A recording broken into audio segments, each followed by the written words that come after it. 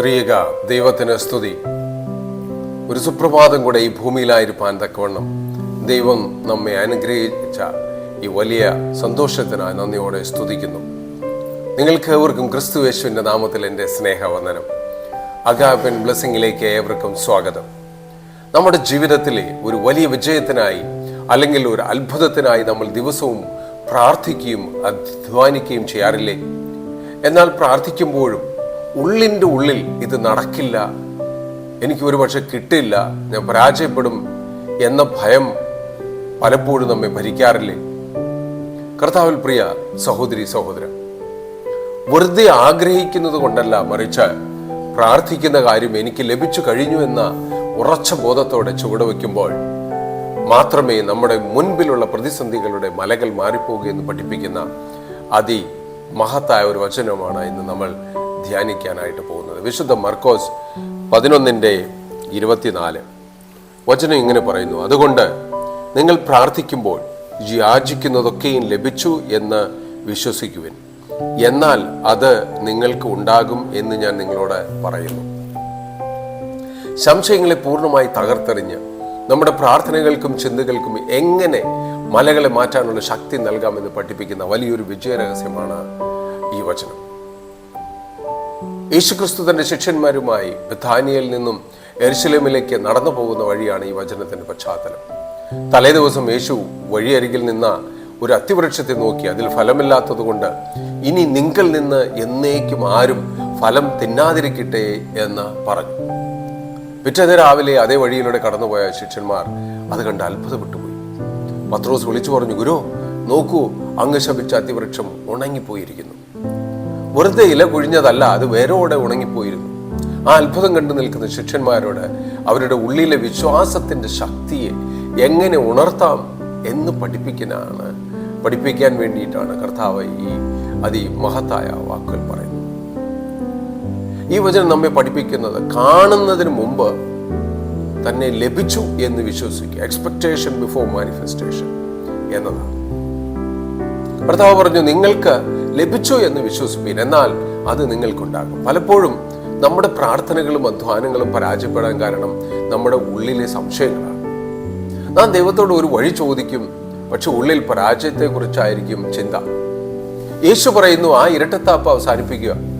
നമ്മൾ പ്രാർത്ഥിക്കുന്ന ആ നിമിഷം തന്നെ ഒരു ബിസിനസ് വിജയം കിട്ടും, അല്ലെങ്കിൽ എൻ്റെ കരിയറിന് വലിയൊരു ബ്രേക്ക് ത്രൂ ഉണ്ടാകും, അല്ലെങ്കിൽ ഞാൻ ഉദ്ദേശിച്ച കാര്യങ്ങൾ നടക്കും എന്നൊക്കെ അങ്ങോട്ട് ഉറപ്പിച്ച് വിശ്വസിക്കുക.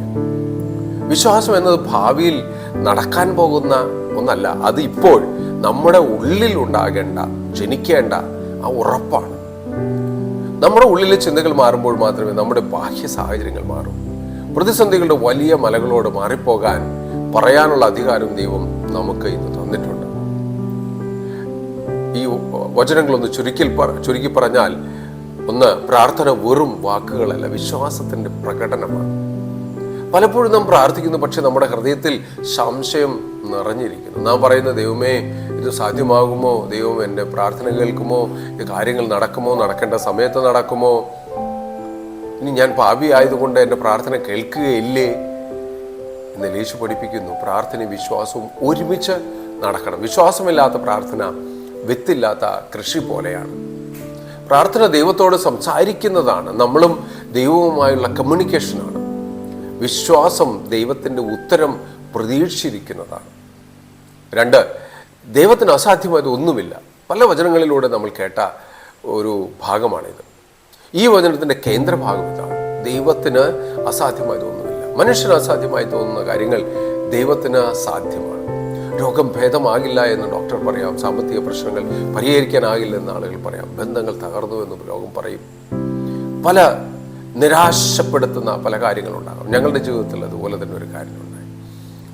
കല്യാണം കഴിഞ്ഞ് 2 വർഷം കഴിഞ്ഞതിന് ശേഷം ഡോക്ടറിൻ്റെ അടുത്ത് ചെക്കപ്പിന് ചെന്ന് കഴിഞ്ഞപ്പോൾ അന്നത്തെ 2 വർഷം മുമ്പുള്ള ഒരു ഓപ്പറേഷൻ്റെ റിപ്പോർട്ട് നോക്കി ആ ഡോക്ടർ പറഞ്ഞു, കുട്ടികളുണ്ടാവാനുള്ള സാധ്യത കുറവാണ്, 23% മാത്രമാണ് കുട്ടികളുണ്ടാകാനുള്ള സാധ്യതയുള്ളത്. പെട്ടെന്ന് ഞെട്ടിപ്പോയി, എന്താ ഈ പറയുന്നത് എന്ന്. അദ്ദേഹം നോക്കിക്കഴിഞ്ഞപ്പോൾ കൗണ്ട് കുറവാണ്, അപ്പോൾ അതുകൊണ്ട് 23% ഉള്ളൂ. എൻ്റെ കല്യാണം കഴിഞ്ഞിട്ട് 8 ദിവസം ആയിരുന്നു. അങ്ങനെ കർത്താവിൻ്റെ സന്നിധിയിലേക്ക് അപ്പോൾ തന്നെ അവിടെ ആശുപത്രിയിലുള്ള ചാപ്പലിലേക്ക് പോയി അവിടെ ഇരുന്ന് കർത്താവിൻ്റെ സന്നിധിയിലേക്കെല്ലാം കൊടുത്തു. നിന്റെ ഇഷ്ടം. 1 വർഷം പ്രാർത്ഥിച്ചു, ആത്മാർത്ഥമായിട്ട് പ്രാർത്ഥിച്ചു. അത് ദൈവം 1 പകരം 3 മക്കളെ തന്നു. അതാണ് ദൈവം. നമ്മൾ മറ്റുള്ളവർ പറയുന്നത് മെഡിക്കൽ സയൻസിന് അസാധ്യമായി തോന്നാം, പക്ഷേ നമ്മൾ വിശ്വസിക്കുന്ന നമ്മുടെ ദൈവത്തിന് അസാധ്യമായതൊന്നുമില്ല. ദൈവം പറയുന്നു, ഞാൻ വഴിയില്ലാത്തിടത്ത് വഴി ഉണ്ടാക്കുന്നവനാണ്. പ്രാർത്ഥന അസാധ്യങ്ങളെ സാധ്യമാക്കുന്ന ദൈവത്തിൻ്റെ ശക്തിയിലേക്കാണ് നമ്മെ ബന്ധിപ്പിക്കുന്നത്. അടുത്തത്, പ്രാർത്ഥന നമ്മെ തന്നെ മാറ്റുന്നു. പലരും കരുതുന്നത് പ്രാർത്ഥനയുടെ ലക്ഷ്യം സാഹചര്യങ്ങളെ മാറ്റുക മാത്രമാണ്. എന്നാൽ പ്രാർത്ഥന ആദ്യം നമ്മെ മാറ്റുന്നു. പ്രാർത്ഥന ഭയത്തെ ധൈര്യമാക്കുന്നു, നിരാശയെ പ്രത്യാശയാക്കുന്നു, കോപത്തെ സമാധാനമാക്കുന്നു, ബലഹീനതയെ ശക്തിയാക്കുന്നു. നാം പ്രാർത്ഥിക്കുമ്പോൾ ദൈവം നമ്മുടെ പ്രശ്നങ്ങൾ മാത്രമല്ല, നമ്മുടെ ഹൃദയവും അതിനനുസരിച്ച് രൂപപ്പെടുത്തും. അടുത്തത്, വിശ്വാസത്തോടെ പ്രാർത്ഥിക്കുന്നവർ ഒരിക്കലും നിരാശരാകില്ല. ബൈബിളിൽ അനേകം ആളുകൾ വിശ്വാസത്തോടെ പ്രാർത്ഥിച്ചു. ഹന്ന പ്രാർത്ഥിച്ചു, ദൈവം അവൾക്ക് ശമൂവേലിനെ നൽകി. ഏലിയാവ് പ്രാർത്ഥിച്ചു, മഴ കൊടുത്തു. സഭ മുഴുവൻ ഒരുമിച്ചിരുന്ന് പ്രാർത്ഥിച്ചു. പത്രോസ് തടവിൽ നിന്ന് മോചിതനായി. ദൈവം ഇന്നും അതേ ദൈവമാണ്. അവൻ ഇന്നും പ്രാർത്ഥന കേൾക്കുന്നു, ഇന്നും അത്ഭുതങ്ങൾ പ്രവർത്തിക്കുന്നു. അടുത്തത്, വിശ്വാസമുള്ള പ്രാർത്ഥനയ്ക്ക് പ്രവർത്തനവും വേണം. പ്രാർത്ഥിച്ചതുകൊണ്ട് മാത്രം ഒരു കാര്യവും നടക്കില്ല. എനിക്ക് വിശ്വാസമുണ്ട്, എനിക്ക് പ്രാർത്ഥിച്ചില്ലെങ്കിലും എനിക്ക് നടക്കും, ഇല്ല. നാം ദൈവത്തോട് പ്രാർത്ഥിക്കുകയും വേണം, അവൻ തുറക്കുന്ന വാതിലുകളിലൂടെ നടക്കുകയും വേണം. കർഷകൻ മഴയ്ക്കായി പ്രാർത്ഥിക്കുന്നു, പക്ഷേ അതിനു മുമ്പ് വയൽ ഉഴുത് വിത്ത് വിതയ്ക്കുകയും ചെയ്യും. അതുപോലെ വിശ്വാസം പ്രവർത്തനത്തിലൂടെ പ്രകടമാകണം. കാരണം നമ്മുടെ മുമ്പിലുള്ള സകല പ്രതികൂലങ്ങളെയും വേരോടെ ഉണക്കിക്കളയാൻ ശക്തിയുള്ള നമ്മുടെ പ്രാർത്ഥനകൾക്ക് മറുപടി നൽകുന്നവനാണ് നമ്മുടെ കർത്താവ്. അവൻ്റെ വാക്കുകളിൽ വിശ്വസിച്ച് ഉറപ്പോടെ ചുവടുവെക്കുന്ന ഒരു വ്യക്തിയെയും അവൻ ലജ്ജിപ്പിക്കുകയില്ല. അതുകൊണ്ട് ഇനി സംശയം നിൽക്കേണ്ട, ലഭിച്ചു എന്ന് വിശ്വസിച്ച് ധൈര്യമായി പ്രാർത്ഥിച്ച് മുന്നോട്ട് പോവുക. ദൈവം എന്നും നമ്മുടെ പ്രാർത്ഥന കേൾക്കുന്ന ദൈവമാണ്, നമ്മുടെ കണ്ണുനീർ കാണുന്ന ദൈവമാണ്, നമ്മുടെ ആവശ്യങ്ങൾ അറിയുന്ന ദൈവമാണ്, ജീവിക്കുന്ന ദൈവമാണ്, നമ്മുടെ കൂടെയുള്ള ദൈവമാണ്. നമ്മുടെ പ്രാർത്ഥനകൾ അവൻ്റെ സന്നദ്ധിയിൽ വിലപ്പെട്ടതാണ്. ഒന്ന് നാം സ്വയം ചോദിക്കുക നമ്മളോട്, ഞാൻ വിശ്വാസത്തോടെ ആണോ പ്രാർത്ഥിക്കുന്നത്? ദൈവത്തിൻ്റെ സമയത്തെ ഞാൻ അംഗീകരിക്കുന്നുണ്ടോ?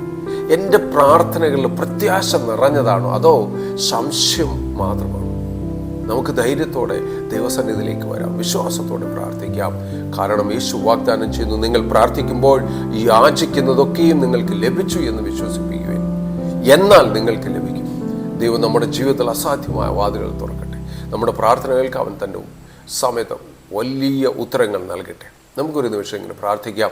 ഞങ്ങൾ അത്യധികം സ്നേഹിക്കുന്ന വാഴ്ത്തപ്പെട്ട യേശു സ്വർഗീയ പിതാവേ, തന്നിരിക്കുന്ന ഈ നല്ല സമയത്തിനായി നന്ദിയോടെ സ്തുതിക്കുന്നു, സ്തോത്രം ചെയ്യുന്നു. കർത്താവേ, ഈ അഗാപ്പയും ബ്ലെസ്സിങ്ങിലൂടെ വചനം കേൾക്കുന്ന നിൻ്റെ മക്കളെ, ഇത് മറ്റുള്ളവർക്ക് പങ്കുവയ്ക്കുന്ന നിൻ്റെ മക്കളെ ഈ നിമിഷത്തിൽ നീ അനുഗ്രഹിക്കണമേ, അഭിഷേകം ചെയ്യണമേ. അവരുടെ ആവശ്യങ്ങളെയും ആഗ്രഹങ്ങളെയും കർത്താവിൻ നിൻ്റെ തൃപ്പാദത്തിലേക്ക് ഭരമേൽപ്പിക്കുന്നു.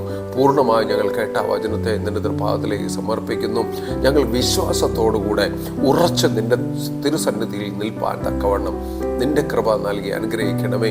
ഈ ലോകത്തിൻ്റെ പ്രശ്നങ്ങളൊന്നും ഞങ്ങളുടെ ജീവിതത്തിൽ കർത്താവെ ദോഷമായി വരാതെ നീ അനുകൂലമായിരുന്ന നീ ഞങ്ങളുടെ പ്രാർത്ഥന കേട്ട് ഞങ്ങൾ നിന്നിൽ അടിയുറച്ച് വിശ്വസിച്ച് ശിഷ്ടജീവിതം കഴിച്ചു കൂട്ടുവാൻ തക്കവണ്ണം നിൻ്റെ വൻകൃപ നൽകി അനുഗ്രഹിക്കണമേ. ഞങ്ങൾ വിശ്വാസത്തിൽ കുറവുള്ളവരാകുന്നു, ഞങ്ങൾ ബലഹീനരാകുന്നു.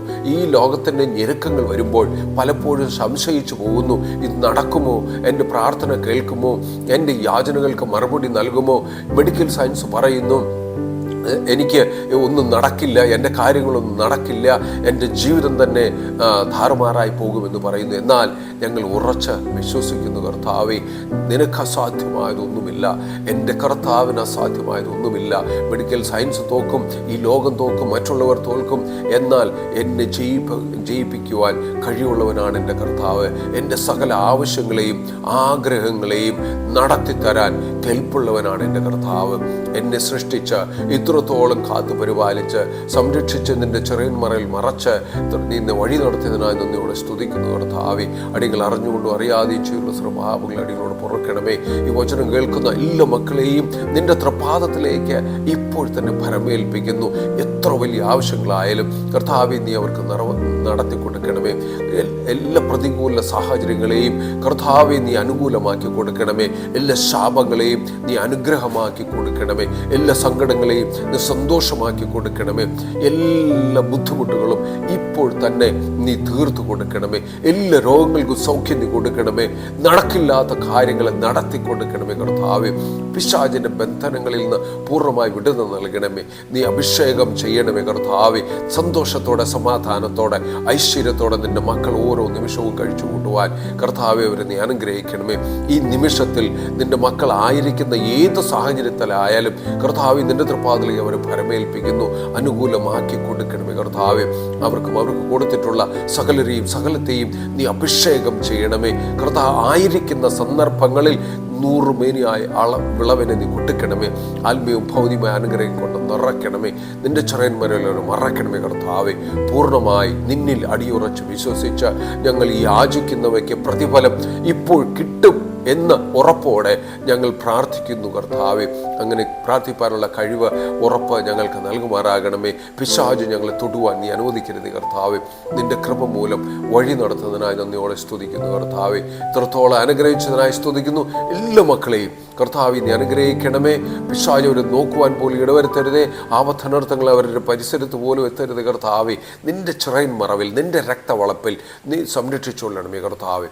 നന്ദിയോടെ സ്തുതിക്കുന്നില്ല ഞങ്ങൾക്ക് വേണ്ടി ജീവിച്ച യേശുവിൻ്റെ നാമത്തിൽ തന്നെ. ആമേൻ.